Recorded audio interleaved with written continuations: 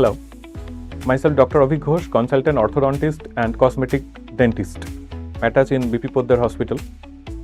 আমি আজকে বলবো যে why oral hygiene is important and how to maintain it.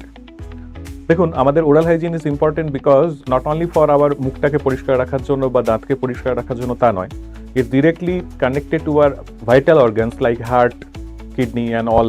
There are multiple things. Moreover আমাদের মুখ পরিষ্কার রাখা দরকার। তো কিভাবে রাখবো সেটার জন্য দিনে অবশ্যই দুবার করে ব্রাশ করা উচিত, আর brushing time should be not more than 2 minutes.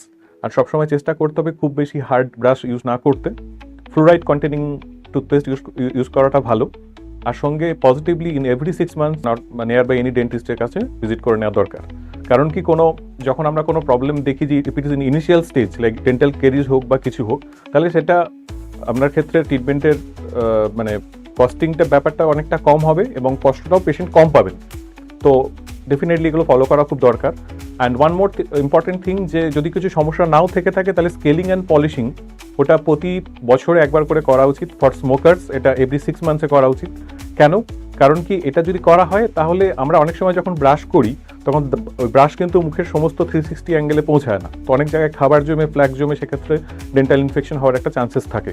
So scaling polishing is important. সেক্ষেত্রে আমরা মেশিন দিয়ে, it's a ultrasonic vibrating machine, যেটা দিয়ে আমরা মুখের ভেতরে সব জায়গায় দাঁতের মধ্যে প্রতিটা অ্যাঙ্গেলে আমরা ওটাকে পরিষ্কার রাখতে পারি।